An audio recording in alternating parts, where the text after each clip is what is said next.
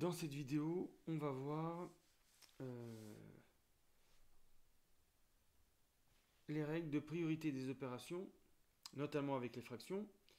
Donc, quand vous avez des parenthèses, elles sont prioritaires. Les plus intérieures sont prioritaires sur les autres.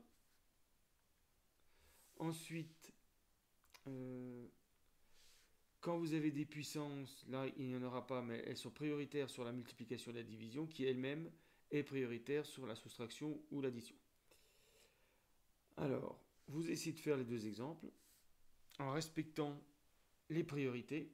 Donc, vous commencez par les opérations prioritaires par rapport aux autres et vous essayez de donner le résultat sous forme de fraction irréductible. Voilà, vous pouvez faire pause et quand vous avez terminé, je vous donne la correction. Alors, correction.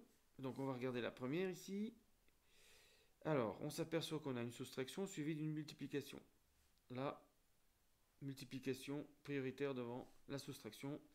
Donc, on commence par faire 2 tiers moins le produit en premier. C'est comme si on avait une parenthèse ici. Une multiplication, c'est simple. On multiplie les deux numérateurs et les deux dénominateurs. Ce qui me donne 2 tiers moins 5 sixièmes. La première étape est terminée. Maintenant, il faut terminer la soustraction. On met au même dénominateur en multipliant la première en haut et en bas par 2. Ce qui donne 4 sixièmes moins 5 sixièmes égale moins 1 sixième. Alors, donc le piège, c'était d'éviter de faire 2 tiers moins 1 tiers au départ. Donc, si vous avez trouvé 5 sixièmes, c'est que vous avez commencé par la soustraction. Alors maintenant, pour le quotient, donc là, il faut bien comprendre que la parenthèse sert de... Le trait de fraction sert de parenthèse. Et donc, il faut faire 3 moins 5 tiers entre parenthèses, donc en premier, divisé par 2 tiers plus 1 cinquième. Alors surtout, ne pas essayer, ne pas inverser les fractions. Il faut d'abord faire les parenthèses. Donc là, 3, c'est 9 tiers, moins 5 tiers. Donc on a tout mis sur 3, parce que 3, c'est 3 sur 1, je rappelle. On multiplie en haut et en bas par 3, 9 tiers. Ensuite, 2 tiers, on va le multiplier en haut et en bas par 5. Ça fait 10 quinzièmes.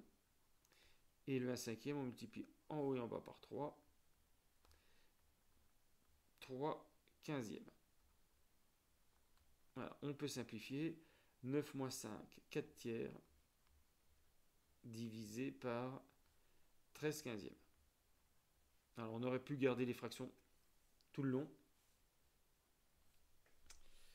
et faire les opérations au numérateur et au dénominateur. Mais de toute façon, à un moment, il va falloir diviser par 13 quinzièmes. Donc c'est à partir de ce moment-là qu'on multiplie par l'inverse. 4 tiers multiplié par l'inverse de 13 quinzièmes, 15 tiers, 15 treizièmes. Là, il n'y a pas de simplification. Si, le 15, c'est 3 fois 5. 3 fois 13. Donc là, je fais le produit numérateur par numérateur, dénominateur par dénominateur. Je décompose le 15 en 3 fois 5 pour faire la simplification par 3.